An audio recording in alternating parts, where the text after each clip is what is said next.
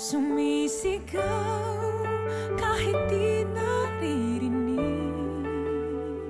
Sinabi ko na sa'yo, ha? Huwag ka makikialam! Si Angela, walang ginagawa sa'yo yung tao. And besides, she's not an animal para pag-eksperimento nyo ng ganyan. Alam ko ang ginagawa ko kay Angela. Huwag mo na akong pakikialaman. Hinahanap na natin si Claire pero hindi natin siya makita. Kasalanan ko to eh. Just learn to let go of Angela completely para maibigay mo naman yung tamang atensyon at pagmamahal na hinahanap ni Claire. Sinong hinahanap mo? Si Angela? Nilipat ko na si Angela. At kailanman, hindi mo na siya makikitang muli. Pwede ba wag mo ako hawakan? Ano ba? Ano ba? Inaatake niya tayo. Special case si Angela. At ngayon nandito na siya. Magagawa ko na ang plano ko para sa kanya. Ano ba talagang binabalak niya after this? Alalaman mo din. Tingin sa totoo, hindi ko man may pahayag sa puso.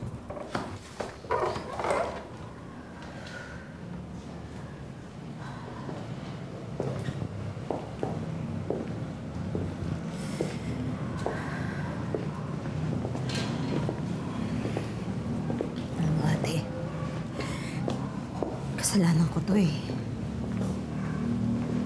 Kasalanan ko kung bakit na-aksidente si Claire. Napabayaan ko kasi siya. Dahil kay Angela. Alam mo, Evelyn, tama ng paninisi mo sa sarili mo. Siguro kailangan tanggapin mo na lang na wala na si Angela. Na merong mas makakatulong sa kanya. Ituon mo na lang ang atensyon mo kay Claire. Siguro naman ayaw mo na pati si Claire may mangyari, mawala sa'yo, di ba?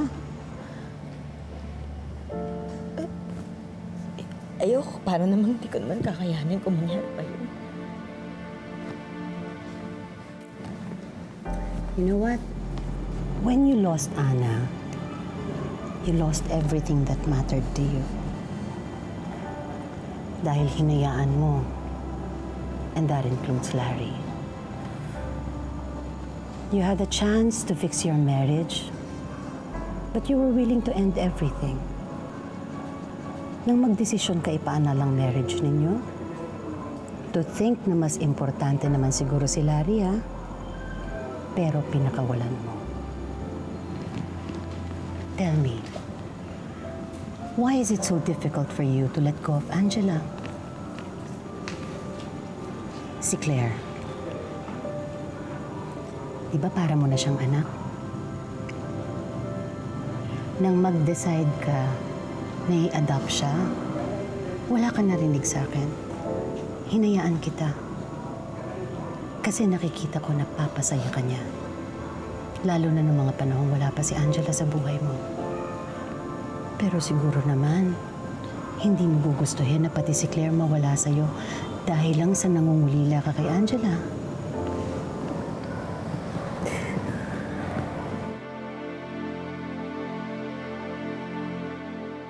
Ninang, how's Claire?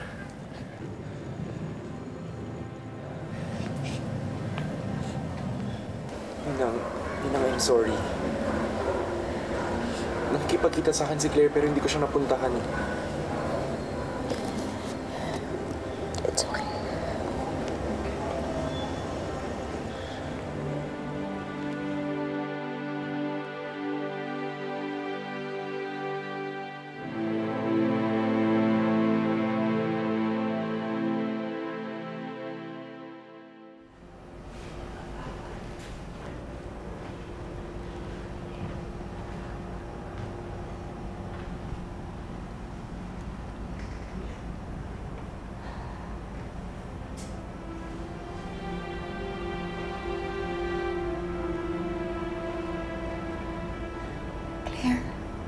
Anak?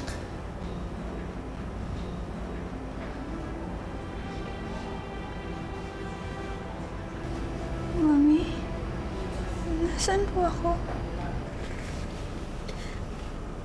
Nasa ospital ka, anak. Na-aksidente ka. Anak, huwag ka mabibigla, ha? Hindi ka agad makakalakad. Kailangan mong mag-physical therapy. Anak, I'm sorry. Patawarin mo ko kung hindi kita nabigyan ng sapat na atensyon dahil kay Angela.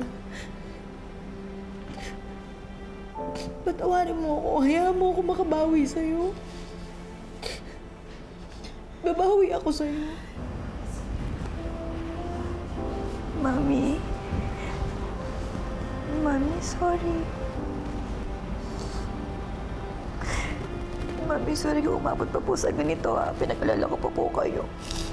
Wala kang dapat ihingi ng tawad sa akin. May pagkakataon pa tayo para makabawi sa isa't isa. Gagawin natin, ha?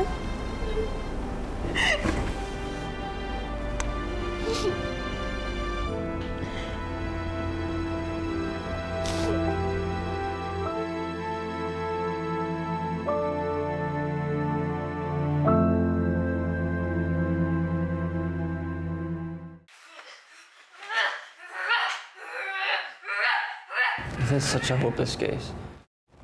Mas lalo lang tayo mahihirapan if she keeps behaving this way. She can't even obey and follow rules.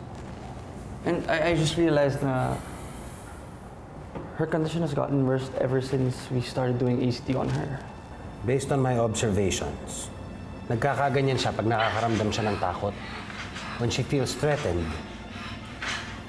Pag naalis natin ang mga takot kay Angela, mas madali natin siyang mapapagaling. At may alam akong paraan kung paano natin magagawa yun. May alam akong isang paraan na nagtatanggal ng trauma sa utak ng pasyente.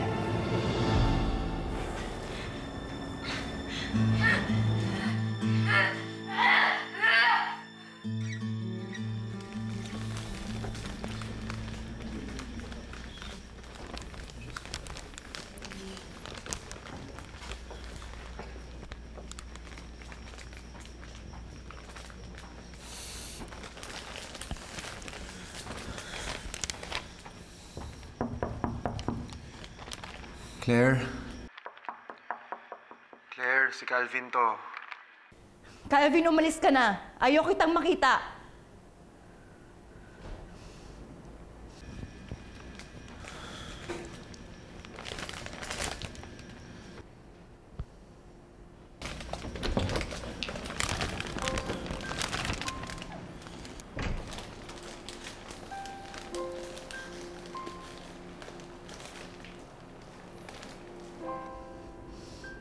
Di ba sinabi ko umalis ka na?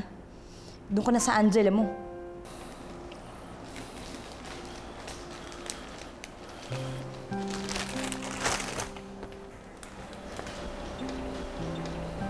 Hindi ko na alam kung asan siya. Wala rin akong balak hanapin.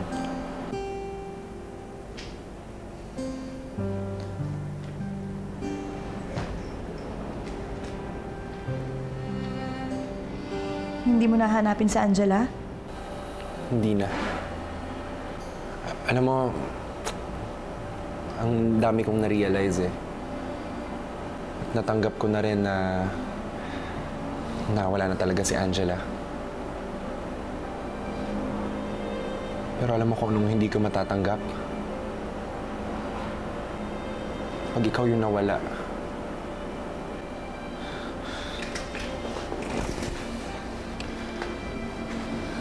Claire, I'm really sorry. Sorry. Kung bibigyan mo ako ng chance, babawi ako sa'yo. Sa'yo ko lang ibubuhos lahat ng atensyon ko. Aalagaan kita. Tutulungan kita. Please, patawarin mo lang ako. Salamat, Calvin.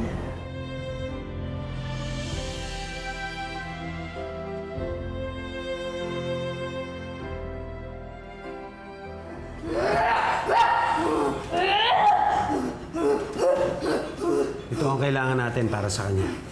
What exactly is it? Cyclosporin. Isang bagong drug na galing sa Europe. Ito ang magsusuppress ng functions ng amygdala. Ang amygdala is responsible for the response of emotions. It reacts to certain stimuli Lalong-lalo na kung threatening or dangerous. Ito ang kailangan natin para masuppress ang functions ng amygdala at para mawala ang takot na nararamdaman ng pasyente. Ito ang kailangan natin para mawala ang takot na nararamdaman ni Angela.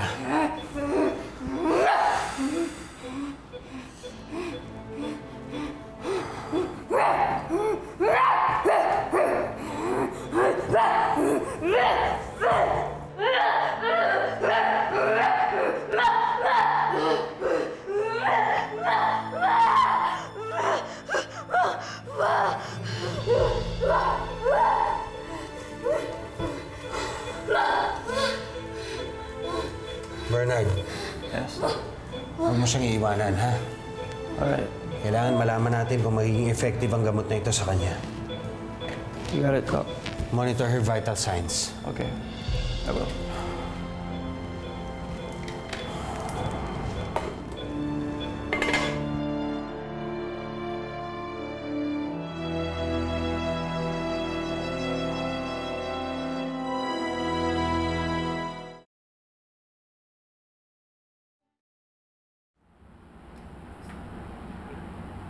Angela?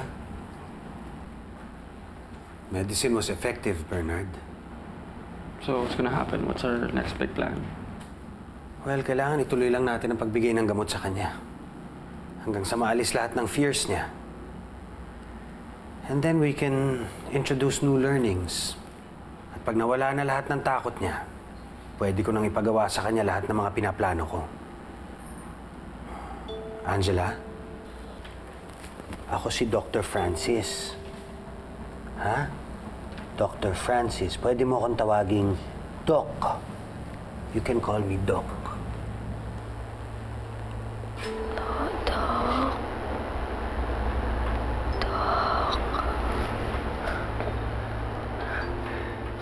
Very good. Very good, ha? Simula ngayon, ako lang ang susundin mo, ha? Boses ko lang ang pakikinggan mo. Dahil ang boses nito, ang malaking maitutulong sa'yo.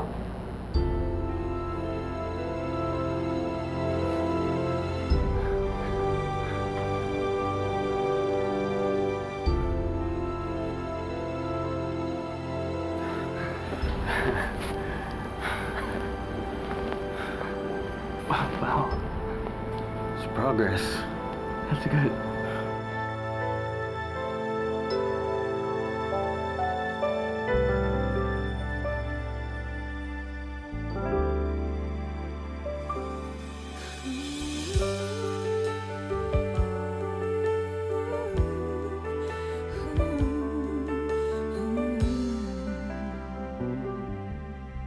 Hindi ko maintindihan kung bakit ba naiiba, naghahangad, magkatagpo ng magbibigay kahulugan. Kailan kaya magtatapos ang aking sakit na nadarama? Paano kaya makakawala dito sa aking pagkakulong?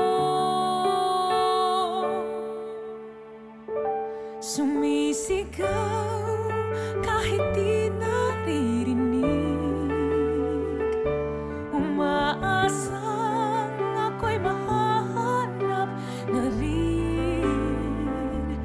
At ngayon ika'y nandito na, may liwanag sa dilim. Dahil sa'yo ako'y maghihintay hanggang makita kang muli.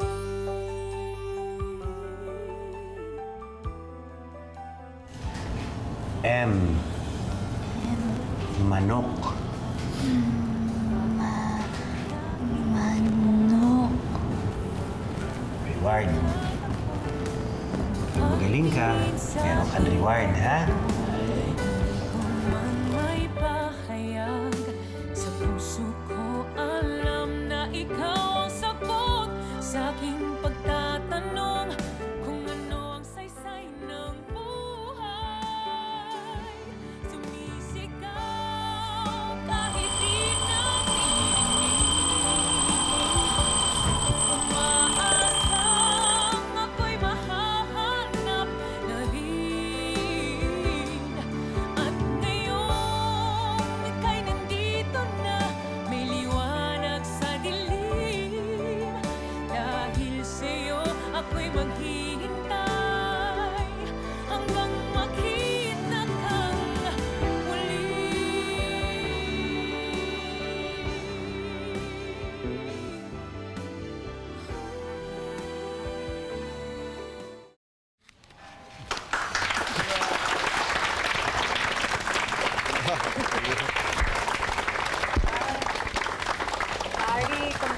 Congratulations! Ay, thank you, Glenda. Sorry ha, mag-isa lang ako. Kasi nasa convention si Francis. Ay, wala problema. Okay lang yun, ha? Mahal, this is it. Congratulations to us. So, does it mean you're taking your relationship to a deeper level, ha? That depends on Larry. Alam mo naman, nakatali pa siya. Excuse me, Larry. May dumating na bill. That's for you. Importante daw. Dominic, Faye. This is Faye. Siya yung manager Hi, Faye. mo. Hello, Nice to meet you. Nice to meet you. What is it? Galing sa korte. Lumabas na yung annulment papers ko. Annulled na ako. Oh my God! Oh my God! Ang tagal natin hinintay ito. I'm so happy you're finally free. This calls for a celebration. Inuman na to. Tara, tara!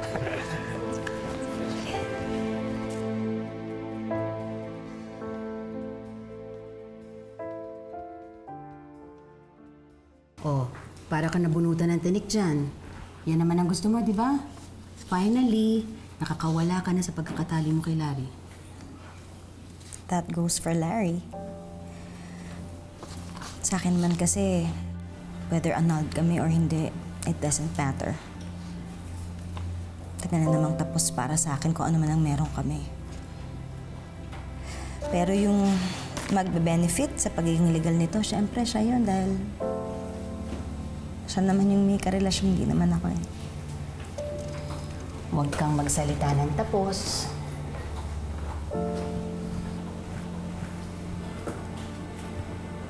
Malay mo naman, meron talagang taong para sa'yo.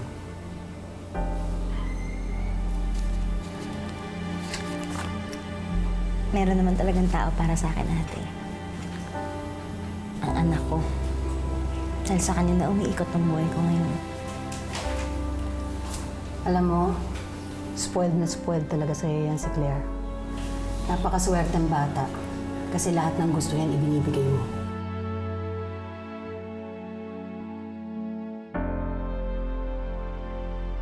A feral child is a human child who has lived away from human contact from a very young age. They have little or no experience on social behavior. They are not loving, they are not caring, but most importantly, they do not have the ability to speak the human language.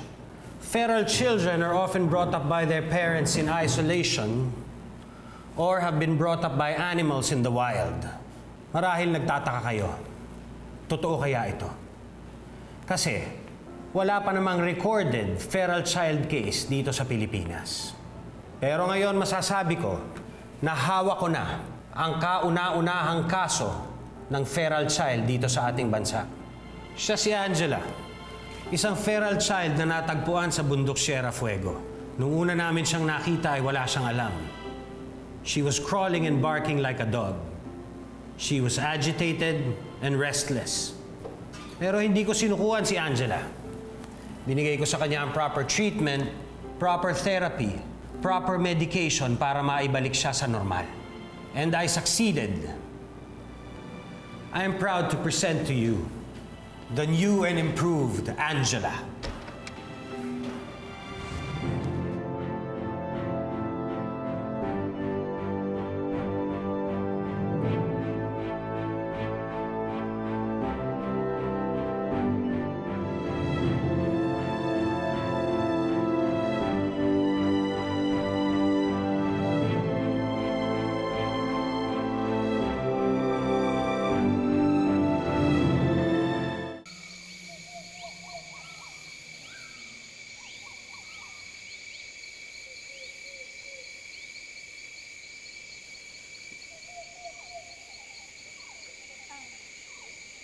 Babe, pasok na muna ako sa loob, ah. Okay. Aray ko! Ano ba? Dahan-dahan! Bakit ba? Ano ba naman si Calvin? Ba't kasi naisip pa mamundok? Eh, kahit anong pilit ko, hiking is definitely not for me. Remember, yan ang dahilan kung bakit siya na-inlove sa'yo. Kasi akala niya pareho kayo ng hilig. Shh! Malay ba niya na nagpapanggap ka lang para ma-fall siya sa'yo? Bunga nga mo nga, baka marinig ka eh. Ayos ka. Oo. Alam naman nating lahat na ang pinakamahirap maibalik sa isang feral child ay ang ability to speak the human language. In other cases abroad, it is almost impossible. At tulad ng sabi ko sa inyo, nung una naming nakita si Angela, ay tumatahol lamang siya parang aso. But today, masasabi ko sa inyo na naituro ko kay Angela ang imposible. Angela, batiin mo sila.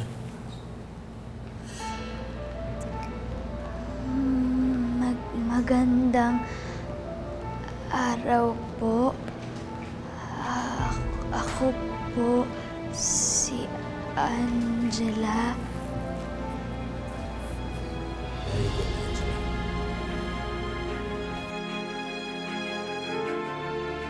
Eh di ba kasi gusto mo nga maging Angela version 2.0. Kaya ayan, nagpe-pretend ka na gusto mo lahat ng ginagawa ng ex-girlfriend ng si Calvin. Pwede ba? Dati yun, nung hindi pa kami. Pero ngayon nakuha ko na siya. Hindi na kailangan yun. Mahal mo ba talaga siya o mahal mo lang siya dahil nakikita mo yung katangian ni Angela sa kanya? Ay, bro, speaking of Angela, yung isang Angela mo, kamusta na? Wala ka na bang balita sa kanya? Francis, ginawa mo na extension ng facility mo ang bahay. Glenda, pamamahay ko to. Wala kang pakialam kung anong gagawin ko rito. Sinasabi ko na unang araw pa naman magiging pabigat ka sa akin. Kaya dapat